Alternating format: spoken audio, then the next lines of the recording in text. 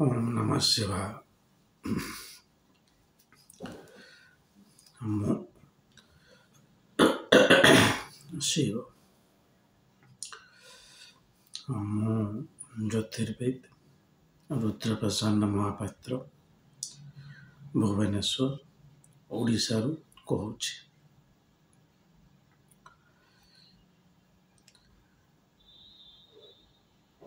ଏବେ ମୁଁ ଗୋଟେ ଦେଖୁଛି ଟ୍ରେଣ୍ଡ ଆମର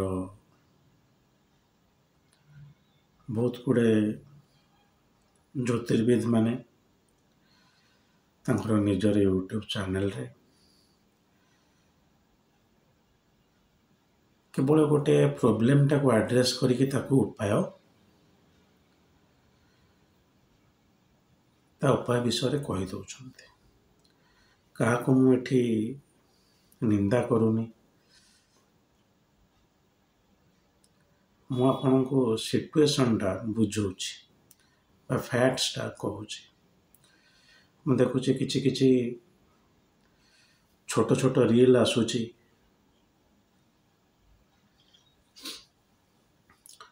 ଆପଣଙ୍କର ଯଦି ପିଲାପିଲି ହେଉନି ଏମିତି କରନ୍ତୁ। ଖାଲି ଓଡ଼ିଶା କଥା କହୁନି, ଆମର ସାରା ଭାରତବର୍ଷରେ ବି। ଏବଂ ସେମାନଙ୍କର ବହୁତ ଲାଇକ୍ସ ରହୁଛି, ଫଲୋଅର୍ସ ରହୁଛି ଏବଂ ସେଇ ଜିନିଷଟା ଅଧିକ ଲୋକ ଦେଖୁଛନ୍ତି। କିଛି ଅସୁବିଧା ନାହିଁ, ଦେଖନ୍ତୁ।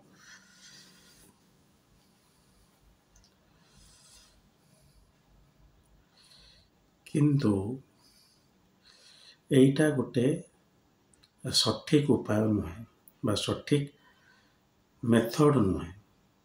ମୁଁ ଗୋଟେ ଭିଡ଼ିଓଟା ଦୁଇଟା ପର୍ସପେକ୍ଟିଭରୁ କହିବି। ଗୋଟେ ହେଲା ଯେଉଁମାନେ ସେ ଜିନିଷକୁ ଦେଖୁଛନ୍ତି, ଗୋଟେ ହେଲା ଯେଉଁମାନେ ଏଭଳିଆ କଣ୍ଟେଣ୍ଟ କ୍ରିଏଟ୍ କରୁଛନ୍ତି। ଯଦି ଆମେ ଖାଲି ପ୍ରଥମେ ମୁଁ ସେଇ ଜ୍ୟୋତିର୍ବିଦ ଭାଇ ବନ୍ଧୁ ଶତ୍ରୁ ମିତ୍ରମାନଙ୍କୁ କହି ରଖୁଛି ଯେ ଯଦି ଆମେ କେବଳ ଗୋଟେ ଲୋକର ପ୍ରୋବ୍ଲେମକୁ ଦେଖିକି ତାର ଉପାୟ କହିପାରିବା କିମ୍ବା କରିପାରିବା, ତାହେଲେ ଜ୍ୟୋତିଷର ହିଁ କିଛି ଆବଶ୍ୟକତା ନାହିଁ। ଏଥିରେ ଜ୍ୟୋତିଷର ଆବଶ୍ୟକତା କେଉଁଠୁ ଆସିଲା? ସାର୍ ମୋର ପିଲାପିଲି ହେଉନାହିଁ। ଆପଣ ଜାତକ ଦେଖିଲେନି, ଆପଣ ସିଧା କହିଲେ ଘୃଷ୍ଣେଶ୍ୱର ମନ୍ଦିର ଯାଆନ୍ତୁ, ସେଠି ଗୋଟେ ରୁଦ୍ରାଭିଷେକ କରନ୍ତୁ, ସେ ଅମୁକ ରୁଦ୍ରାକ୍ଷ ପିନ୍ଧନ୍ତୁ କିମ୍ବା so on and so forth, ଯାହା ଇତ୍ୟାଦି ଇତ୍ୟାଦି ଆପଣ କହିଦେଲେ। ଏଇଟା ତ ଜ୍ୟୋତିଷ ଏଠି ତ କେଉଁଠି ରହିଲାନି।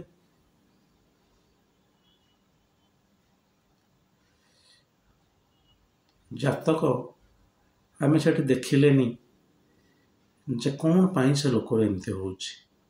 ହଜବେଣ୍ଡ ସାଇଡ଼୍ରୁ ପ୍ରୋବ୍ଲେମ୍ ଅଛି ନା ୱାଇଫ୍ ସାଇଡ଼୍ରୁ ପ୍ରୋବ୍ଲେମ୍ ଅଛି, ଯେଉଁଥିପାଇଁ କି ତାର ପିଲା ହେଉନି।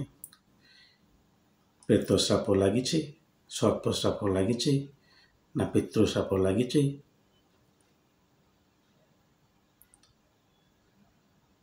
ତାକୁ ଆମେ କିଛି ଦେଖିଲେନି। ପିଲାପିଲି ଯଦି ହେଉନି, ତାହେଲେ ଆପଣ ଗୋଟେ ଏମିତି ଉପାୟ କରନ୍ତୁ, ସେ ଢାଳ ନେଇଯାଆନ୍ତୁ, ସେଥିରେ ପାଣି ରଖନ୍ତୁ, ପିଇ ଦିଅନ୍ତୁ, ବିଭିନ୍ନ ପ୍ରକାର ଉପାୟ। ଯେଉଁ ଉପାୟ ଗୁଡ଼ାକି ମୋଷ୍ଟଲି ମୁଁ କୌଣସି ହିନ୍ଦୁ କ୍ଲାସିକ୍ ଆଷ୍ଟ୍ରୋଲୋଜିକାଲ ଦେଖିନି। କିନ୍ତୁ ଯଦି ବି ଏମିତି କରିବା ଦ୍ୱାରା କାହାର କାମ ହେଇଯାଉଛି ଏବଂ ସେ ତାଙ୍କୁ ସନ୍ତାନ ପ୍ରାପ୍ତି ହେଉଛି, ତ ଏଥିରେ ଜ୍ୟୋତିଷ କେଉଁଠି ରହିଲା? କିଛି ଜ୍ୟୋତିଷ ନାହିଁ। ଆପଣ ଗୋଟେ ଯେକୌଣସି ମନ୍ଦିରକୁ ଗଲେ ସେଠି ଜଣେ ନନା ଆପଣଙ୍କୁ କହିଲେ ଯେ ପିଲାପିଲି ହେଉନି, ଆପଣ ଗୋଟେ ବିଭିନ୍ନ ଜାଗାରେ ବିଭିନ୍ନ ପୂଜା ପଦ୍ଧତି ଅଛି, ସେ ଗୋଟେ ପୂଜା କରିବାକୁ କହିଦେଲେ ସରିଲା। ଏଥିରେ ତାର କାରଣ ଆକ୍ଚୁଆଲି ସେଟା ତାର ଗୋଟେ ଦୃଢ଼ କର୍ମ ନା ନାହିଁ। ଯଦି ଦୃଢ଼ କର୍ମ ହେଇଥିବ ତାହେଲେ ସେ ବହୁ ଚେଷ୍ଟା କଲେ ବି ସନ୍ତାନ ଲାଭ ହେବ ନାହିଁ ଏ ଜନ୍ମରେ। ତ ଅନନେସେସରି କାହିଁ ସେ ଏତେ ହଇରାଣ ହେବ? ତାର ଦଶା ଆସିଲାଣି କି ନାହିଁ? ଯଦି ଦୃଢ଼ କର୍ମ ନୁହେଁ, ଗୋଟେ ଅଦୃଢ଼ କର୍ମ ଅଛି, କିଛି କିଛି ଉପାୟ ଆମେ ତାକୁ କହିକି ତା ଦଶା ସମୂହରେ ହିଁ ସେ ଫଳଟା ଆସିବ। ଏମିତି କିଛି କରାଯାଉ ନାହିଁ। ଯଦି ପିଲା ପାଠ ପଢ଼ୁନି, ଆପଣ ଗୋଟେ ସେ ଗଣେଶଙ୍କ ମୂର୍ତ୍ତି ଆଣିକି କିମ୍ବା ଫଟୋ ଆଣିକି ତା ସ୍କୁଲ ବ୍ୟାଗ୍ ଭିତରେ ରଖିଦିଅନ୍ତୁ। ମୁଁ ଆଗରୁ ବି ଆ ଉପରେ ଗୋଟେ ଭିଡ଼ିଓ କରିଥିଲି, ଜ୍ୟୋତିଷାଚାର୍ଯ୍ୟ ଏବଂ ଉପାୟଚାର୍ଯ୍ୟ କହିକି। ଏବେ ବି କହି ରଖୁଛି ସେଇ ଜ୍ୟୋତିର୍ବିଦ୍ ମାନଙ୍କୁ ଯେ ଦୟାକରି ଆପଣ ଏପରି ଉପାୟ କୁହନ୍ତୁ ନାହିଁ। କାହିଁକିନା ଏଇଟା ଆମେ ଜ୍ୟୋତିଷ କିଛି ଏଥିରେ ଆଉ ରହିଲାନି। ଆପଣ ପ୍ରଥମେ ଜ୍ୟୋତିଷର କଥାଟା କୁହନ୍ତୁ ଯେ ଏଇ ଅସୁବିଧା ହେଇଥିଲେ ଗୋଟେ ଜାତକରେ ପିଲାପିଲି ବା ସନ୍ତାନ ସୁଖ ପ୍ରାପ୍ତି ହୁଏ ନାହିଁ ଜ୍ୟୋତିଷଶାସ୍ତ୍ର ଅନୁସାରେ, ଏବଂ ଏଇ ଉପାୟ ଦ୍ୱାରା ସେଇଟା ହେଇପାରିବ। କିନ୍ତୁ ସବୁଠୁ ବଡ଼ ଜିନିଷ ହେଲା କୌଣସି ଗୋଟେ ଲୋକର ଜାତକ ନ ଦେଖିକି ତାକୁ କୌଣସି ପ୍ରକାର ଉପାୟ କରିବାଟା ଉଚିତ ନୁହେଁ। ଗୋଟେ ଜେନେରାଲ ମେଡିସିନ ଭଳିଆ ଗୋଟେ ସମସ୍ତଙ୍କର ଜାତକ ସମାନ ନୁହେଁ। କାହାର ଦୃଢ଼ କର୍ମ ଅଛି ସନ୍ତାନ ସୁଖ ପାଇବେନି, କାହାର ଅଦୃଢ଼ କର୍ମ ଅଛି, କାହାର ହଜବେଣ୍ଡ ସାଇଡ୍ରୁ ଦୋଷ ଅଛି, କାହାର ୱାଇଫ୍ ସାଇଡ୍ରୁ ଦୋଷ ଅଛି, କାହାର ଜଷ୍ଟ ଆଉ 1-2-3 ମାସ ପରେ ସେ ଯୋଗ ଆସିଯିବ। ତ ବିନା ଜ୍ୟୋତିଷରେ, ବିନା ଗ୍ରହ ନକ୍ଷତ୍ରଙ୍କର ଆନାଲିସିସ୍ରେ ତାର ପୂର୍ବଜନ୍ମର ଯେଉଁ କର୍ମଫଳ ବା ପ୍ରାରବ୍ଧଟାକୁ ନ ପଢ଼ିକି କୌଣସି ପ୍ରକାର ଉପାୟ କହିବା ଉଚିତ ନୁହେଁ। ଏଇଟା ଗୋଟେ ନିତ୍ୟାନ୍ତ ଜ୍ୟୋତିଷ ପ୍ରତି ଅବମାନନା। ଆଇଦର ଆପଣ ସେ ଜ୍ୟୋତିଷ ଜାଣିନାହାନ୍ତି କିମ୍ବା ଆପଣ ଏମିତି ଉପାୟ କହିକି ଲୋକମାନଙ୍କୁ ଗୋଟେ ଭୂତ ବୁଲଉଛନ୍ତି। କାହିଁକି ଆପଣ ଉପାୟ କହିବେ? ଆପଣ ଯେକୌଣସି ଲୋକ, ଯେକୌଣସି ଗୋଟେ ଜ୍ୟୋତିର୍ବିଦର ପ୍ରଥମ କାମ ହେଲା ସେ ତାର ଯେଉଁ କୁହାଯାଏ କର କୋଷ୍ଠୀ କପାଳ, ଯଦିଓ ସେମିତି କୌଣସି କ୍ଲାସିକ୍ସରେ ଲେଖାଯାଇନି, ବେସିକାଲି ଗ୍ରହ ନକ୍ଷତ୍ର ବିଷୟରେ ଲେଖାଗଲା ଆପଣଙ୍କର କୋଷ୍ଠୀ ଦେଖିକି, ଅତି ବେଶୀରେ ହାତ ଟିକେ ଦେଖିଲେ, କିଛି ଇଣ୍ଟୁଇସନ୍ରେ ଫେସ୍ ରିଡ଼ିଂ ଯେଉଁଟା କୁହାଯାଏ ତାକୁ ଦେଖିଲେ, ତାପରେ ଆପଣ ଜାଣିଲେ ଯେ ସେ ଲୋକର ପ୍ରାରବ୍ଧରେ କ'ଣ କର୍ମଫଳ ଏ ଜୀବନରେ ଭୋଗିବାର ଅଛି, ଆଉ ଯେଉଁଟା ସେ ଚାହୁଁଛି ତାର ପ୍ରାରବ୍ଧରେ ସେଇଟା ଅଛି। ତ ଏଇଟା ହେଲା ଜ୍ୟୋତିଷ। ଯଦି ସେମିତି କିଛି ହେଉନି ମୋ ମତରେ, ବରଂ ସେ ଲୋକଟିକୁ ଖରାପ ଲାଗୁ, ସେ ଆସି ବାଡ଼େଇ ପିଟି ହେଇ କହୁଛି ଯେ ସାର୍ ମୁଁ ଗୋଟେ ଗଭର୍ଣ୍ଣମେଣ୍ଟ ଅଫିସର ହେବି କି ନାହିଁ ମୋତେ ଟିକେ କହିଦିଅନ୍ତୁ। ପାଗଳଙ୍କ ଭଳିଆ ଲୋକ ହୋଇଯାଉଛନ୍ତି ଶୁଣିବା ପାଇଁ। ତେଣୁ ସିଏ ଆପଣଙ୍କର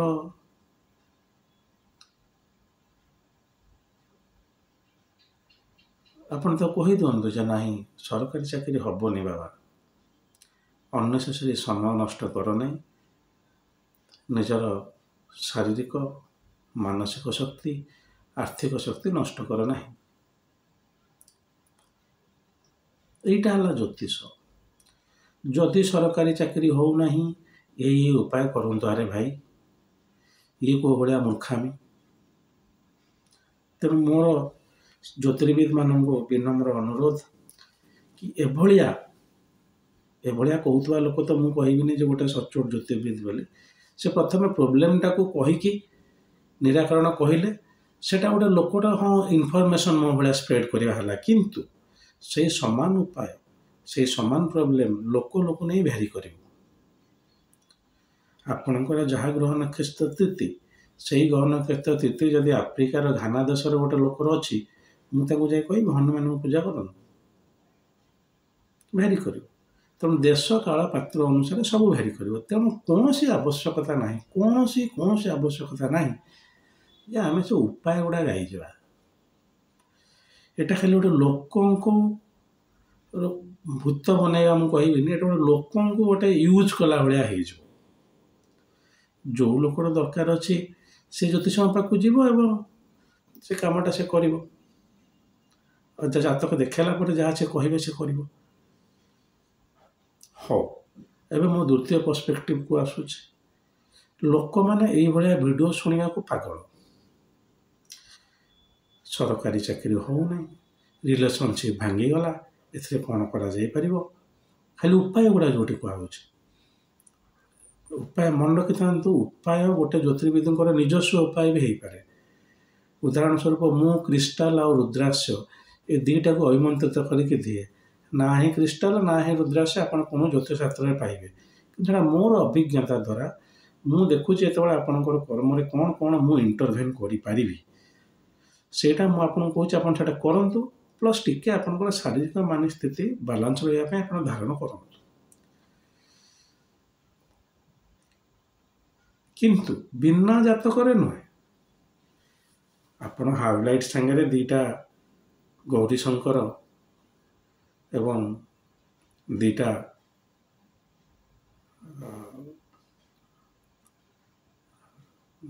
दुईमुखी रुद्राक्ष पिंधेले आपणकर मानसिक स्थिति ठीक है कौन समस्त आपणकर चंद्र स्थिति जहाँ मो चंद्र स्थिति से नुहे आपणकर केतुर स्थिति ताहा मोर केतुर स्थिति से नुहे Ketu makes you unemotional moon makes you emotional Ketu आपन को इमोशनल करे दियंती नाही चंद्र आपन को इमोशनल करांती तेणु दुईटा जाक स्थिति देखिकी आपणकर मानसिक स्थिति कहीकि आपन को प्रेस्क्राइब करी जे आप खाली गोटे दुई मुख रुद्राक्ष पिंधि दिंतु किसी पिंधा दरकार नहीं से हाव लाइट गोटे ब्रेसलेट पकई दिंतु ना मु आपन को कहबी जे जार जार निद हो नहीं से जार जार ये असुविधा अच्छी मानसिक स्थिति ठीक नहीं से मैंने या कर जिनटा आगुरी थिला जितेबाला मंदिर नना पुरोहित मैंने थे लोक मैंने मंदिर को जाऊे कराला किसी भूल नहीं ठीक अच्छे कि ज्योतिष नुहे यहाँ आज्ञा हाँ तो मु कहूली जो लोक मैंने शुणापी पागल आपण मान भी अनुरोध आपड़ एमती कौन से ज्योतिर्विद कहूबा जिनटा को शुणिकी कर पकातुनि मुझे बारंबार कहे जो मुझे कहूबा जिनटा खाली गोटे डेस्क्रिप्शन प्रेस्क्रिप्शन नुहे मु आज्ञा से उपाय राशिफल उपर बिल्कुल कहे ना जोटा कि गोटे ज्योतिषर ठीक अंग नुहे जदि अंग ठीक भाव में उपस्थापन करा जाऊ ना कौन मिल से राशिफल कौन मिल से वर्षफल आपणकर असुविधा कौन है आप जातक देखले ज्योतिष को से जहाँ उपचार टे कहले कले से आपणकर प्रोब्लेम सल्यूशन आप एफर्टर किसी आउटकम हजार हजार लोक यूट्यूब बाहर के सब फड़ंग कहते आपण मैंने शुणिकी बायस हो शेष दु तीन टा करेंगे हेनी कह ज्योतिष खराब अल्टीमेटली से ज्योतिर्विद मानक भी चेतावनी आमरी फील्ड लोकटा ही खराब हम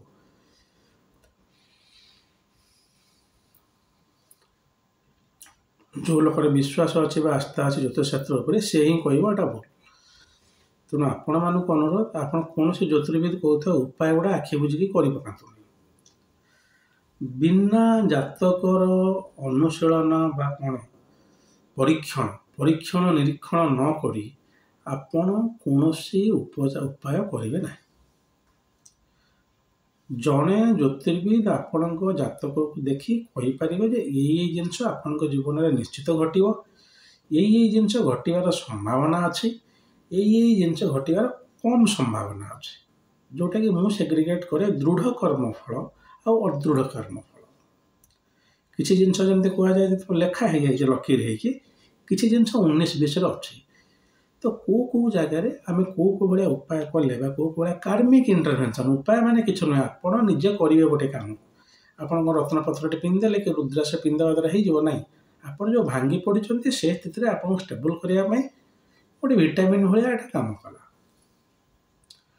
किंतु आपण काम करेंगे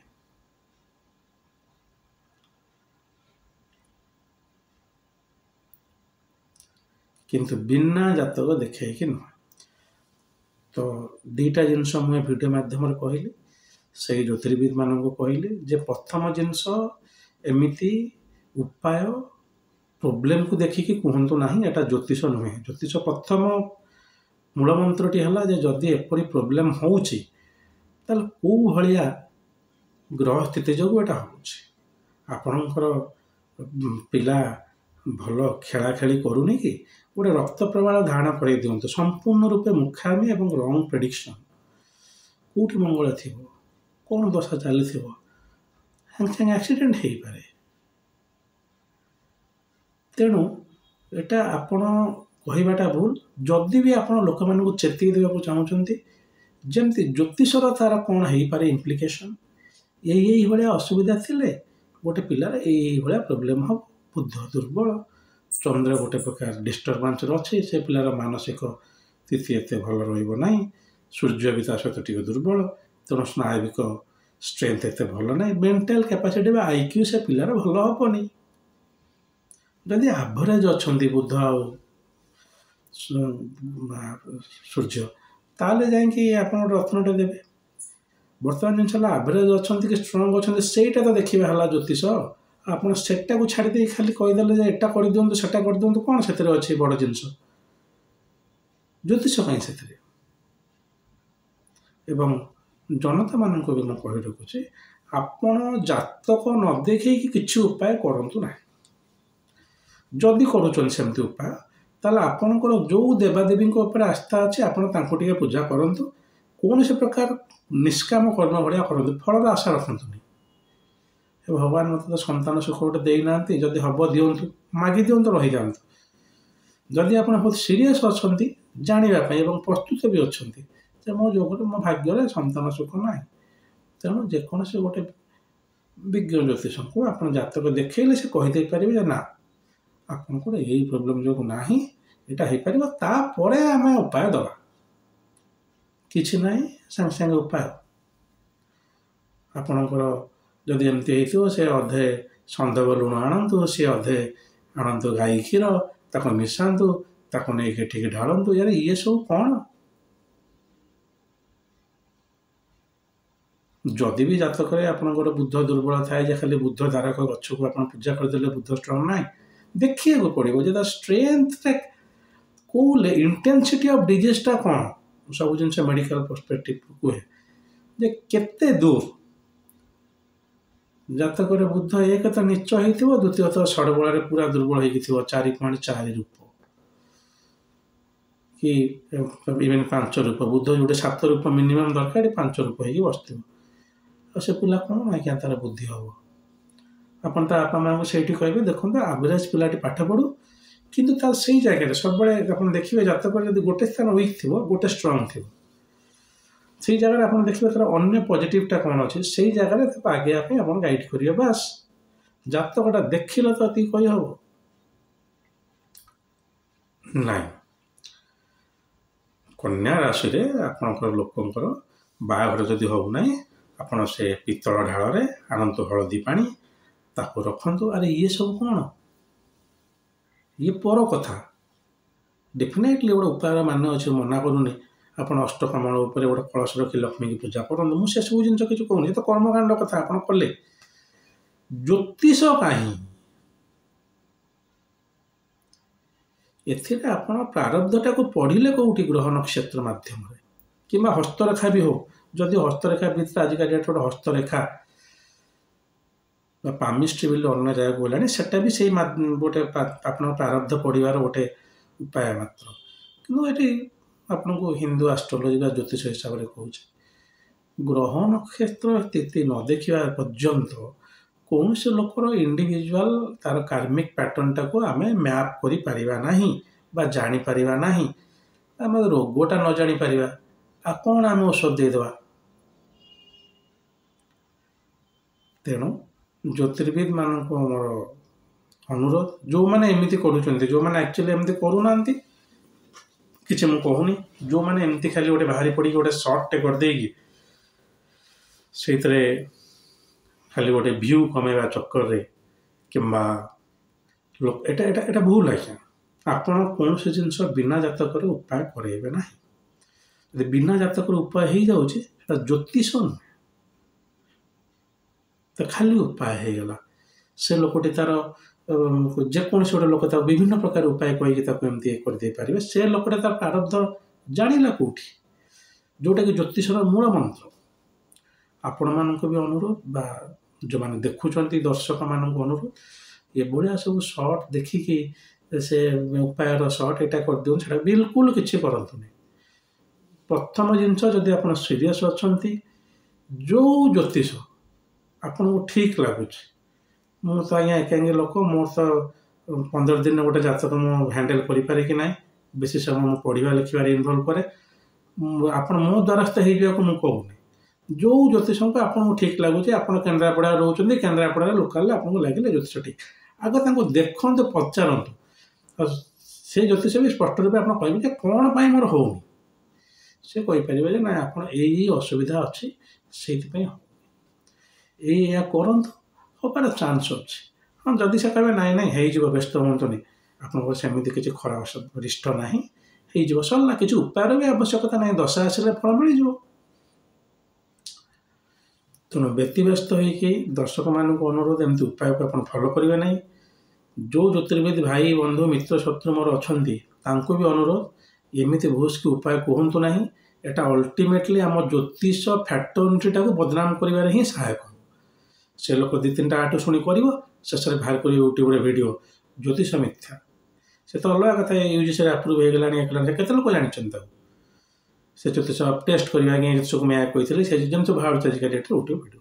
ତେଣୁ ଏଇ ଯେଉଁ ବିଦ୍ୟାର ମର୍ଯ୍ୟାଦାଟା ଅଛି ତାକୁ ରଖନ୍ତୁ ଏବଂ ସେଇ ଅନୁସାରେ ଲୋକଙ୍କୁ ଠିକ୍ ଗାଇଡାନ୍ସ କରନ୍ତୁ। ଏବଂ ଲୋକମାନଙ୍କୁ ମୋର ଅନୁରୋଧ କି ଏତେ କାଜୁଆଲି ଜିନିଷଟାକୁ ନିଅନ୍ତୁ। ଯାଉ, ଆପଣଙ୍କର ଭଲ ଜ୍ୟୋତିଷ ପାଖକୁ ଯାଉଛନ୍ତି, ସେ ଆପଣଙ୍କୁ 4,000-5,000 ନେଲେ ନିଅନ୍ତୁ, ଥରେ ତ ନେବେ ନା। ଆପଣ ଯଦି କହୁଛନ୍ତି 20,000 ଟଙ୍କା ଖର୍ଚ୍ଚ କରି ଗୋଟେ କାମ କରେ, ଆପଣ କରନ୍ତୁ। ଯଦି ସେଠି କିଛି ନ ହେଇପାରୁଛି ତାହେଲେ ସେ ଜ୍ୟୋତିଷଙ୍କୁ ଯାଇ ପଚାରନ୍ତୁ ଯେ ସାର୍ ଏଥିରେ କ'ଣ ହେବ। ସେ ଜ୍ୟୋତିଷ ଆପଣଙ୍କୁ କେମିତି ଗାଇଡ଼ କରିଛନ୍ତି, କ'ଣ ନାହିଁ, ଆପଣ ତ କରିପାରିବେ। ତା ପାଖକୁ ଯେ ଗୋଟେ ପ୍ରଥମ ଜିନିଷ ହେଲା ଇଭାଲୁଏସନ୍ ଅଫ୍ ହରୋସ୍କୋପ୍ ବା ଜାତକର ପରୀକ୍ଷଣ। ହଉ, ବହୁତ କିଛି କଥା କହିଦେଲି, ପୁଣି କହି ରଖୁଛି, କୌଣସି ଜ୍ୟୋତିର୍ବିଦମାନଙ୍କର ପର୍ସନାଲ ୟୁଟ୍ୟୁବ୍ ଚ୍ୟାନେଲ୍ ବା ସେ ଯାହା କହୁଛନ୍ତି ମୋ ସେଥିରେ କିଛି ଦିଆନିଆ ନାହିଁ। ମୁଁ ଗୋଟେ ଫ୍ୟାକ୍ଟରିଟିର ମେମ୍ବର ହିସାବରେ ବା ନିଜେ ଗୋଟେ ଜ୍ୟୋତିର୍ବିଦ ହିସାବରେ ଯେଉଁ ଜିନିଷ ମୁଁ ଅଲ୍ ଇଣ୍ଡିଆ ଲେବୁଲ୍ରେ ଦେଖି ଆସୁଛି, ଆପଣ ଦେଖନ୍ତୁ ସେ ଆଷ୍ଟ୍ରୋଟକ୍ କେଉଁ ଲେବୁଲ୍ରେ ଉଠୁଥିଲା, ବର୍ତ୍ତମାନ ତାକୁ କେମିତି ଲୋକ ହଇରାଣ କରୁଛନ୍ତି। ବିଭିନ୍ନ ପ୍ରକାର ଆଷ୍ଟ୍ରୋଲୋଜି ଫୋରମ୍ରେ କେମିତି ଡିଫେଣ୍ଡ କରାହେଉଛି, ଲୋକମାନେ ଯେଉଁ ଭୁଲଭାଲ କଥା କହିଦେଉଛନ୍ତି ସବୁ ଜ୍ୟୋତିଷରେ। ମୁଁ ଦେଖୁଥିଲି ଗୋଟେ ନ୍ୟାସନାଲ ଧର୍ମ ଇଣ୍ଡିଆ ବୋଲି ଗୋଟେ ଚ୍ୟାନେଲ୍, ସେଠି କୁହାହେଉଥିଲା। ତ ଯେଉଁ ଜିନିଷଟାକୁ ମୁଁ ଭିଜୁଆଲାଇଜ୍ କରିପାରୁଛି, ଏଇ ଜିନିଷଟା ବି ଘଟିବାର ଚାନ୍ସ ଅଛି ଯଦି ଆମେ ଏମିତି କରିବା। ତ ସେଇଟା ମୁଁ ଗୋଟେ ଷ୍ଟେଟ୍ ପର୍ସପେକ୍ଟିଭରେ ଓଡ଼ିଆରେ କହୁଛି, ମାନେ ଅବଭିୟସ୍ଲି ଆମ ଓଡ଼ିଶାର ଭାଇ ବୋହୂ ଜ୍ୟୋତିଷମାନଙ୍କ ପାଇଁ ମୁଁ କହୁଛି। ଇଂଲିଶରେ ତା ଉପରେ ଭିଡ଼ିଓ ମୁଁ କରି ରଖିଛି ଆଗରୁ। ଏଇଟା କରନ୍ତୁ ନାହିଁ। ସବୁବେଳେ କୁହନ୍ତୁ ଲୋକମାନଙ୍କୁ ଯଦି କିଛି ଅସୁବିଧା ଅଛି ତାର କ'ଣ ନିରାକରଣ, ଆଉ ନିଜର ଭିଡ଼ିଓ କିମ୍ବା ନିଜର ୟୁଟ୍ୟୁବ୍ ଚ୍ୟାନେଲ୍ ମାଧ୍ୟମରେ ଲୋକମାନଙ୍କୁ ଅବଗତ କରାନ୍ତୁ ଜ୍ୟୋତିଷଟା କ'ଣ ଆଉ ଜ୍ୟୋତିଷଟା କ'ଣ ନୁହେଁ। ଲୋକମାନେ ଯେଉଁ ଭାବିଛନ୍ତି ଗୋଟେ ଲୋକକୁ ଦେଖିକି କହି ହେଇଯିବ ସେ ଲୋକ କ'ଣ, ନାଇଁ ନାଇଁ, କହି ହେଇଗଲେ ବି ସେଇଟା ଜ୍ୟୋତିଷ ନୁହେଁ। ମାନେ ହିନ୍ଦୁ ଲେଖା ହେଇନି ତ କେଉଁଠି, ଆପଣ ଗ୍ରହ ନକ୍ଷତ୍ର ଦେଖିବେ। ଯେ ମୁଁ ଲେଖା ହେବା କଥା ଯେତେବେଳେ କହୁଛି, ଆପଣ ମନେ ରଖିଥାନ୍ତୁ କେବଳ ବିଶ୍ୱବିଦ୍ୟାଳୟରେ ପଢ଼ା ହେଉଥିବା ପୁସ୍ତକ ଗୁଡ଼ାକରେ। ଆପଣ ଆପଣଙ୍କର 3 ବର୍ଷ 3ଟା ଜେନେରେସନ୍ ତଳର ଗୋଟେ ଟ୍ରାଡିସନାଲ ସାର୍ଟିଫିକେଟ୍ ଘିନି ଆସିଲେ ବହି ସେଟା ହେବନି। ତେଣୁ ଏଇସବୁ ଜିନିଷକୁ ଆପଣ ଯଦି ଧ୍ୟାନ ରଖିବେ ତାହେଲେ ଆମ ଓଡ଼ିଶାରେ ଯେଉଁ ଫ୍ୟାକ୍ଟରିଟି ଜ୍ୟୋତିଷ ଅଛି ସେଇଟା ଠିକ୍ରେ ଚାଲିବ। ଏବଂ ଲୋକମାନଙ୍କୁ ବି ଅନୁରୋଧ, ଆପଣମାନେ ଆପଣଙ୍କୁ ଯେଉଁ ଜ୍ୟୋତିର୍ବିଦ ଠିକ୍ ଲାଗୁଛନ୍ତି ତାଙ୍କ ପାଖକୁ ଯାଇକି ଜାତକ ଦେଖେଇକି ତାପରେ କିଛି ଉପାୟ କରନ୍ତୁ, ନା କି ସେ ୟୁଟ୍ୟୁବରେ ବାହାରିକି କେତେ ହିନ୍ଦୀରେ କହି ପକାଇଲେ କି ଇଂଲିଶରେ କହି ପକାଇଲେ, ଆମ ଓଡ଼ିଆରେ କିଏ କହି ପକାଇଲେ ଆପଣ ତାକୁ କରି ପକାଇବା ଦ୍ୱାରା ଯଦି ବି ଆପଣ ବେନିଫିଟ୍ ହେଉଛନ୍ତି ସେ ଜ୍ୟୋତିଷ ନୁହେଁ। ସାର୍ କହିଥିଲେ ମୁଁ ଏମିତି କଲି, ଏମିତି ପଢ଼ା, ଜ୍ୟୋତିଷ ପାଇଁ ଏଥିରେ ଆପଣଙ୍କ ହରୋସ୍କୋପ୍ ପଢ଼ା ହେଲା କେଉଁଠି। ଇଟ୍ସ ଲାଇକ୍ ଆପଣଙ୍କୁ ଜ୍ୱର ହେଇଛି, ଆପଣ ଗଲେ ଆପଣଙ୍କୁ ଗୋଟେ ପାରାସିଟାମଲ୍ ଦେଇଦେଲା, ଜ୍ୱର ଭଲ ହେଲା, ସେ ବେଳା ଭଲ। ଆପଣଙ୍କୁ ଭାଇରାଲ୍ ଫିଭରଟା ହେଇଥିଲା, ଭଲ ହେଇଗଲା। ଯଦି ଡେଙ୍ଗୁ ହେଇଥାନ୍ତା ଆପଣ ମରିଯାଇଥାନ୍ତେ। ଆପଣ ଯଦି ସ୍କଫ୍ ଟାଇଫସ୍ ହେଇଥାନ୍ତା ମୋ ଭଳିଆ, ମୁଁ ମରୁ ବଞ୍ଚିଯାଇଛି।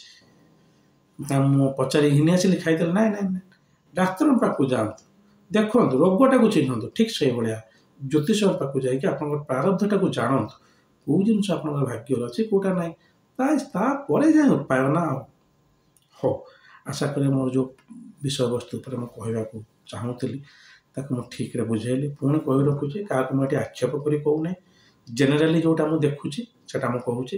ଏବଂ ଆଶା କରେ ଏଥିରେ ବୋଧେ ବହୁତ ଲୋକ ଏଗ୍ରି କରିବେ ଯେ ହଁ ଏଇଟା କିଛି ଭୁଲ ନୁହେଁ। ଏବଂ ଅନ୍ୟ ଯେଉଁ ଲୋକମାନେ ଏମିତି ଦେଖିକି ଉପାୟ ନିଜ ଆପଣେଇକି କିନ୍ତୁ ଏ ରେଜଲ୍ଟ ପାଇନାହାନ୍ତି, କିଛି ବ୍ୟସ୍ତ ହେବାର ନାହିଁ। ଆପଣ ଜ୍ୟୋତିର୍ବିଦଙ୍କୁ ଜାତକ ଦେଖେଇକି କିଛି ଗୋଟେ ଉପାୟ କରନ୍ତୁ, ନହେଲେ କିଛି କରିବା ଦରକାର ନାହିଁ। ଆପଣ ହରେ କୃଷ୍ଣ କୁହନ୍ତୁ, ରାମ କୁହନ୍ତୁ, ଶିବ କୁହନ୍ତୁ, ମୁଁ କାହାକୁ କିଛି କହିବାକୁ କହୁନି। ଆପଣଙ୍କ ଆସ୍ଥା ଅନୁସାରେ ଆପଣ ରୁହନ୍ତୁ, କିନ୍ତୁ ଉପାୟ ସେତେବେଳେ ହେବ ଯେତେବେଳେ ଆପଣଙ୍କର ଜାତକଟା ପଢ଼ା ସରିବ। ହଉ, ଆଜି ପାଇଁ ଏତିକି। ଭିଡ଼ିଓଟି ଯଦି ଭଲ ଲାଗିଥିବ ସେୟାର କରିବେ। ମୋର ଭିଡ଼ିଓର ଉଦ୍ଦେଶ୍ୟ ହେଲା ଯେ ବରଂ ବହୁତ କମ୍ ଲୋକ ଦେଖନ୍ତୁ, କିନ୍ତୁ ସିରିୟସ୍ ଯେଉଁମାନେ ଅଛନ୍ତି ଜ୍ୟୋତିଷ ବିଷୟରେ ଜାଣିବା ପାଇଁ ସେମାନେ ଦେଖନ୍ତୁ।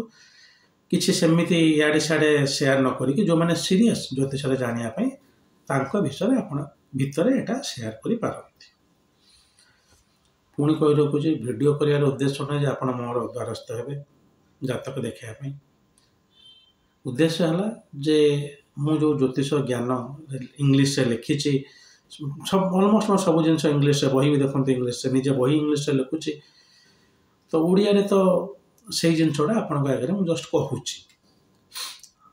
ମୋ ନିଜର ରିସର୍ଚ୍ଚଟାକୁ ଆପଣଙ୍କ ପାଖରେ ରଖୁଛି। ହଉ, ଆଜି ପାଇଁ ଏତିକି। ଯଦି ମହାଦେବ ଚାହାନ୍ତି ତାହେଲେ ଆଉ ଗୋଟେ ଭିଡ଼ିଓ ସହିତ ଖୁବ୍ ଶୀଘ୍ର ଆପଣଙ୍କ ପାଖରେ ଉପସ୍ଥିତ ହେବି। ଆଜି ପାଇଁ ଆଜ୍ଞା ଦିଅନ୍ତୁ। ଓମ୍ ନମଃ ଶିବାୟ।